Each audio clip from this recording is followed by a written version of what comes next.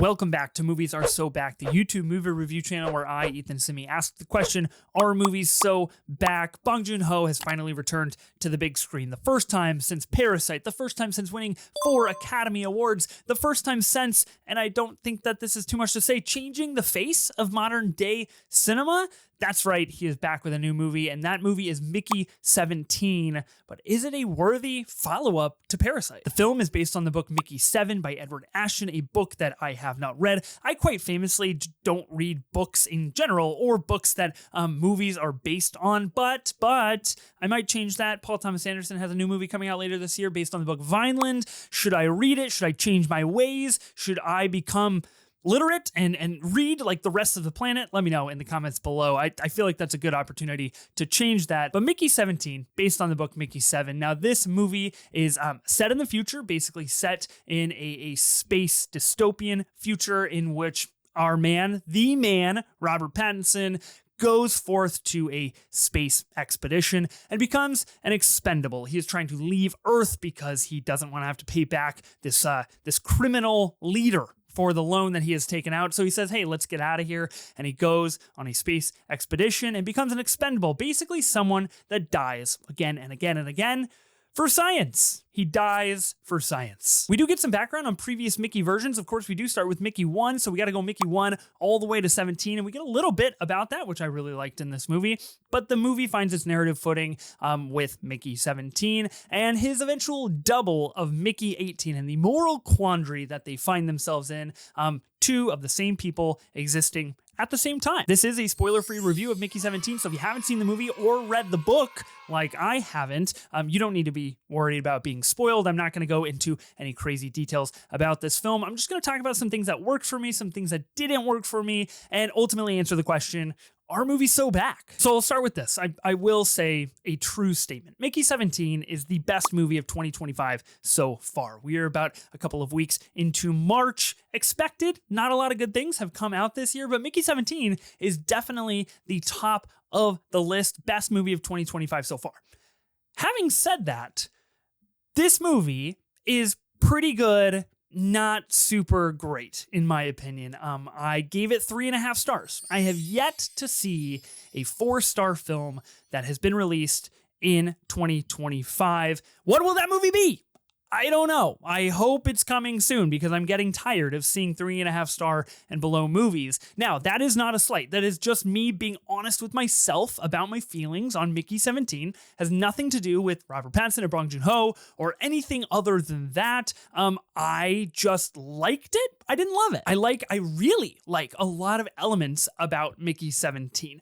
Robert Pattinson, the man that you are. I mean, gosh, what can you say? He's being weird. I like a little weird Robert Pattinson. Who doesn't? And he is being super weird in this movie, and he's doing it twice because there's 2 versions of him for pretty much the entire film, which I respect. I love. I think is fantastic. I think the ability for Bong Joon Ho to get that out of Robert Pattinson and put it on screen is incredible and should not go unnoticed. Robert Pattinson is kind of having an all-time run right now, and I think it's only going to get better. In the last 5 years, he has made Tenet, he has made The Batman, he has voiced the titular Heron in the English dub version of The Boy and the Heron, and now he's doing Mickey 17.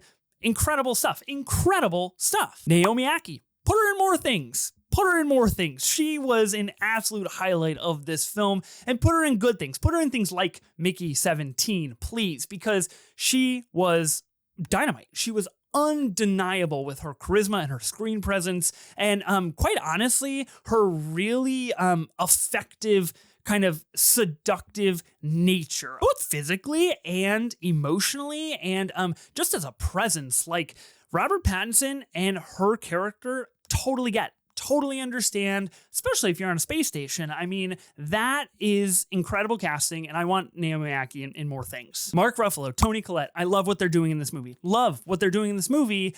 I just wanted more of it. I think if that's like a fair gripe to put out there, I wanted more, and the movie is called Mickey 17. It's not called Mark Ruffalo and Toni Collette are weird and hot and really, really fucked up, but, you know, I would have loved to see more of them. Of course, they are incredibly accurate, hilarious, ridiculous stand-ins for Bong Joon Ho's thematic adventures that we have come to expect, and his takedown of the rich elite class, which they are representing, his themes of finding identity and self-identity in Robert Pattinson and his multiple versions, of course, finding true love in the relationship that we see with Robert Pattinson and Naomi Ackie, immigration, the power of the people. All of these ideas that we have come to expect from Bong Joon Ho are present in this film. I love that. I respect that. I think that is great. Bong did not compromise when it came to saying what he wanted to say in this movie.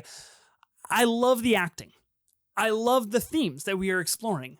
I just don't love how we get there. It feels a little meandering. It feels a little bit long, and it feels like it's just not as poignant and powerful as I wanted it to be, as I thought it could be in a movie like this. We kind of go that way for a little bit, and then we go into like action adventure, and then we come back, and then we go back to action adventure. I kind of wanted those to kind of be a more cohesive unit in this film. All that being said, the movie is 2 hours and 17 minutes long.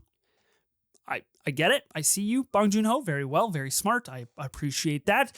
Again, it just feels a little bit long, a little bit meandering. The third act feels a little bit, I don't know. It just wasn't for me. Overall, the film is good. You could even say it's very good. A lot of people are having a lot of fun with this movie, and I think that's a great way to describe it. I did have a lot of fun with Mickey 17. I just liked the elements more than the complete package that we ended up getting out of it. So that's why I'm a little bit colder on this. Again, that's why the 3.5 stars for Mickey 17. But I have to be true to myself. So does this movie hold up to Parasite? Is this a worthy follow-up to Parasite?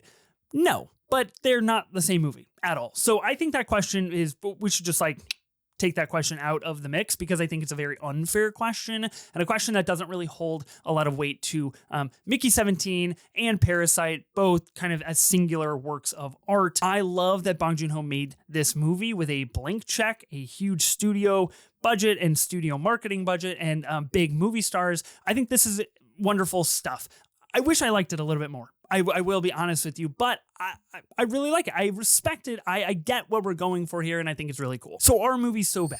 I would say yes, but like a yes minus, or like a yes with an asterisk, because again, it's not a 4-star movie to me. I did give it 3.5 stars. I think it's lacking in some departments, but it is undoubtedly, undeniably the best movie of 2025 so far. So I'm going to say yes in the idea and the hope that movies continue in this direction, that we're just going to keep getting better and better movies. Something I thought was a little bit kind of perplexing about this year so far is that there just really haven't been any truly great movies. This time last year, we had Dune Part 2 already, guys.